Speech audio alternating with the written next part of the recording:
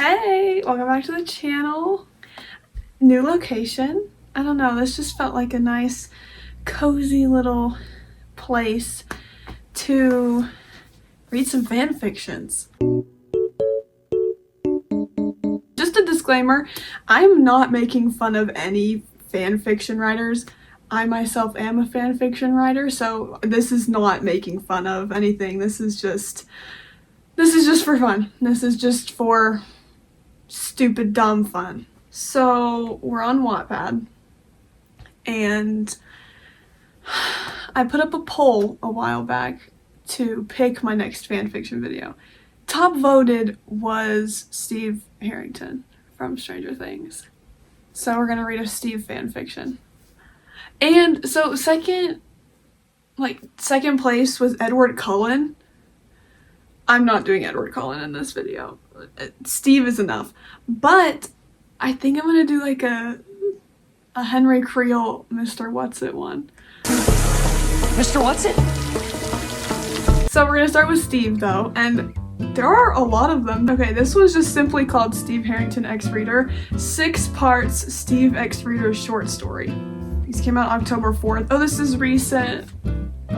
Okay, we're gonna do Hurt. The plan was simple, desperate, ill-advised, stitched together in the anxious hours between midnight and sunrise, but simple. It probably shouldn't be simple. Just saying, if we're going to get Vecna, we probably don't want it to be simple. I have my Stranger Things cup with chocolate milk in it. Something had been stirring near the outskirts of Hawkins. Nothing obvious, nothing anyone would call supernatural at first glance, but you had been paying attention. The way Eddie's old trailer sometimes buzzed with static when no power ran through it. The way the air near the Creel house felt colder even in the summer, like the cracks in reality weren't sealed, just slipping. Then Dustin found something. Of course it's Dustin. He'd begged Steve not to get involved. You'd seen the way his jaw clenched when Dustin even hinted at it, but Steve didn't listen when the people he cared about were in danger. And he always put himself on the front lines. That's why you came up with the lie. We're lying to Steve? No, we're not. Why are we lying to Steve? Friends don't lie.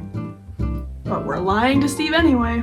Are you sure about this? Robin had asked. No. Oh, that's what she said. No, you admitted, but it's the only thing he won't ignore. Steve, I think someone's following me. I'm near the tree line off County Road 3. I don't know if it's... I need you. You hung up before he could answer.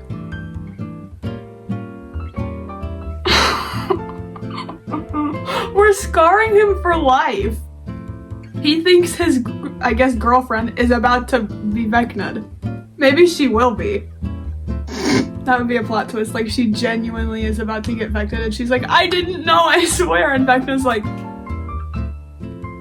YN. He was too reckless when it came to people he loved, and whether he admitted it or not, you knew he loved Dustin, maybe even Robin, and maybe you too, in a buried, bruised kind of way. Oh, what should we name YN? We're gonna go with Penelope like it always is. Penelope, his voice cracked through the dark like a whip. He looked wild. Hair a mess, eyes wide and frantic. He hadn't even stopped to grab a jacket. There was a bat in his hand, white-knuckled grip, like he expected to see monsters in every shadow. He's going mad. Steve, you started the lie sour in your mouth now. You hadn't rehearsed this part, the part where you'd have to face him before the truth could settle.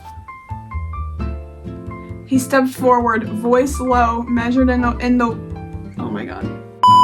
Stepped forward, measured in that I can't read.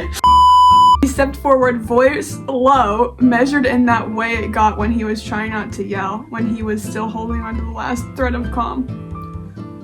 Where is it? You swallowed. What? The thing that was chasing you, or whatever the heck was so urgent you called me sounding like you were about to die. His jaw tightened, his eyes went sharp. You're not in danger. You looked down, guilt clawing at your stomach. No. He hadn't yelled, not yet. Okay, Steve doesn't give the vibe of like he's gonna yell at you. You know, I feel like he wouldn't just sit there and scream at you. It's just me. Tell me it's not what I think it is, Steve said, voice cold now, low and dangerous. Tell me this isn't some stunt. Steve, you lied to me. Don't let Elle know. Oh. Too soon, I'm sorry.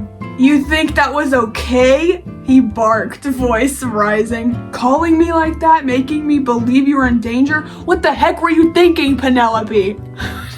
I feel like we need to come up with a nickname for her, because Penelope is so long. God, do you have any idea what that call did to me? I was driving like a maniac. Think I was gonna find you bleeding out under a tree or freaking dead.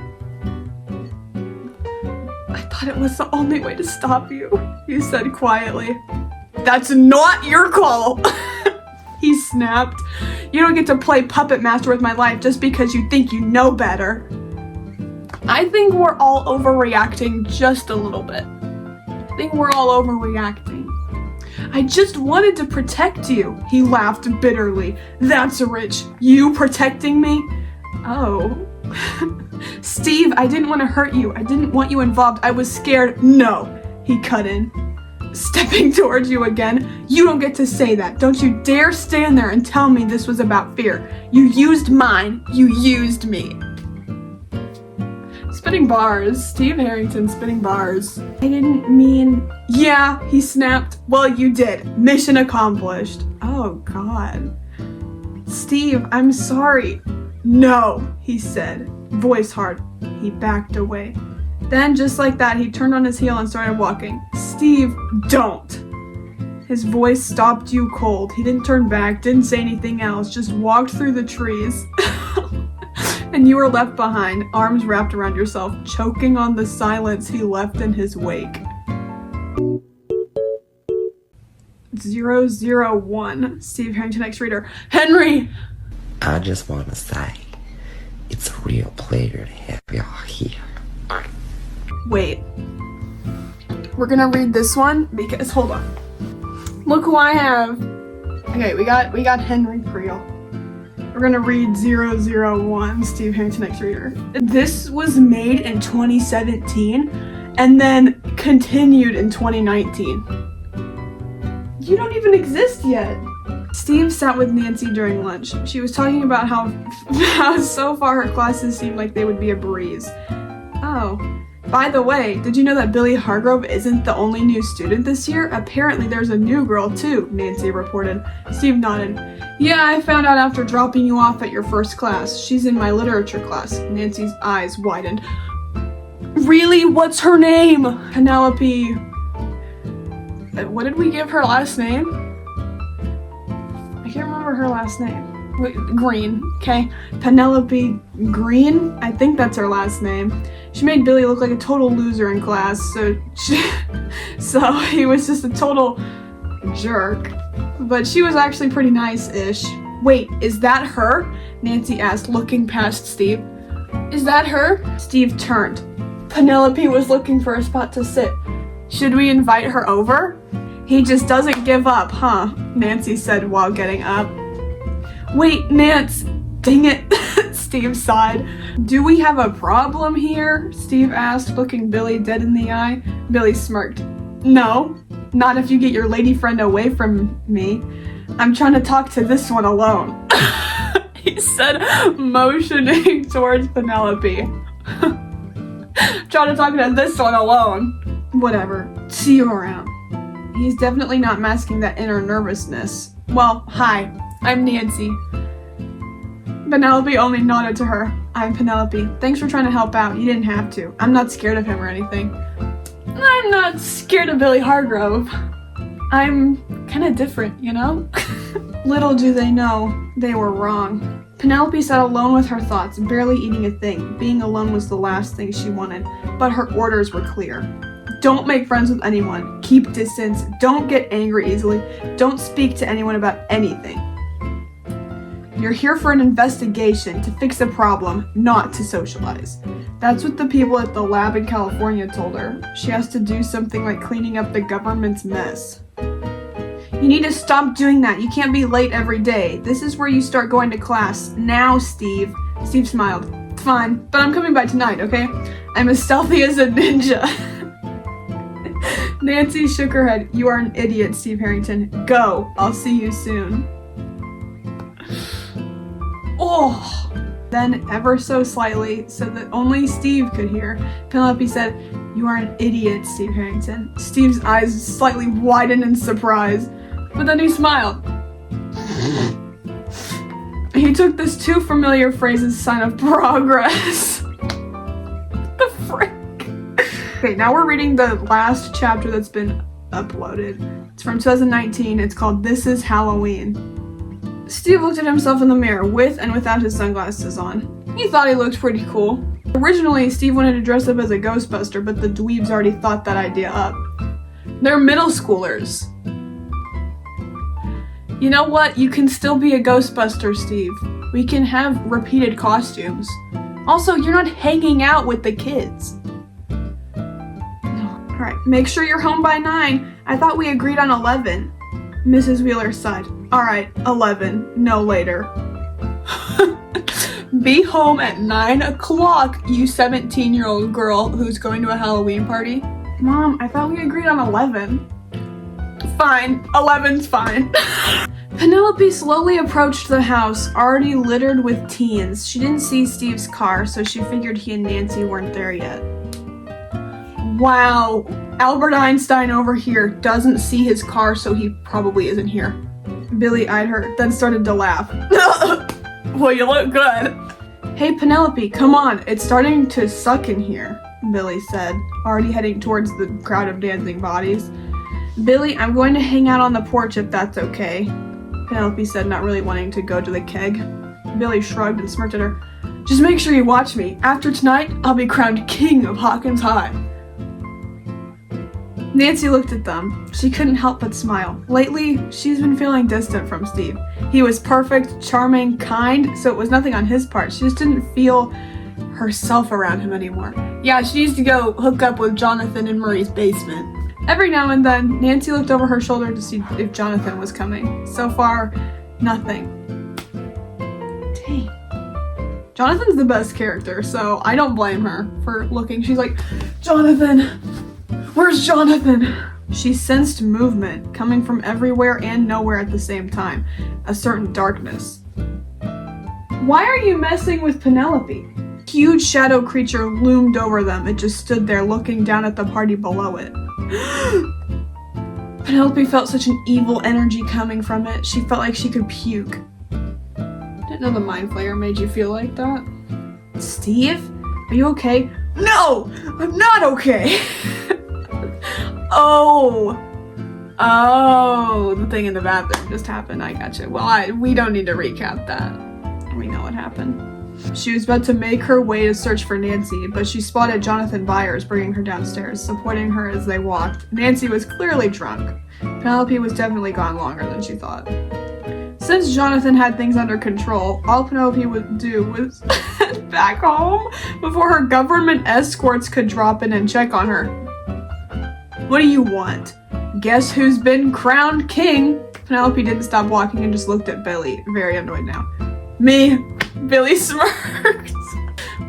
Well, it's pretty dark out, and I know this ain't like the sketchy streets that are in abundance in California, but you shouldn't be walking home alone at this time. Let me at least give you a ride. Oh, Billy, Penelope thought, if only you knew the thing I'm capable of. Oh, Henry, if only you knew the things I'm capable of. Billy stopped the car and unlocked the doors. Trouble was, when Penelope thanked him and got out, he got out too. I can walk you. Oh, no, it's okay. I'll be fine. Before he could start conversation with her, Penelope heard rustling in the bushes. She stopped. They walked no more than 5 feet from Billy's car. That bad feeling was back. What? Billy asked. Shh! Penelope put her hand on Billy's chest to prevent him from walking any further, listening for any more noise. Crickets, an owl, mosquitoes, and a distinct unearthly growl. What the frick? Suddenly, a creature emerged quickly from the bushes behind them, walking on all fours.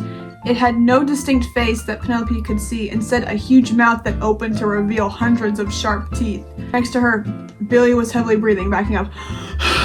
We have to get to the car! It roared and lunged at her as Billy stood on the ground, petrified with fright. Penelope immediately waved her hand to the side and it flew off and hit a tree instead. And with her other hand touched the rough skin of the creature, immediately cold frost started to creep up all over the creature's body, hardening as soon as it appeared. Penelope then squeezed the hand she was using to keep it pinned, and the creature shattered into millions and millions of tiny pieces, looking like frozen dust now. She turned back. Billy was still on the ground, looking at her with wide eyes. "Go home, Billy," Penelope said. Then she jogged down the path, reaching the mark, then headed right. She was not followed anymore. Thank God. And that's that.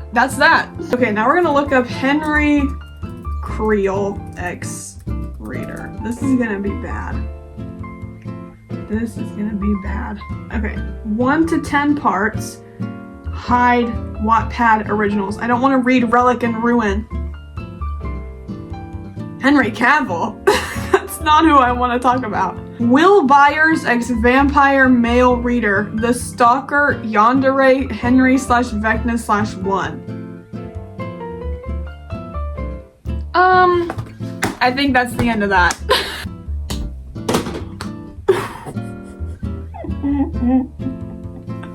Look.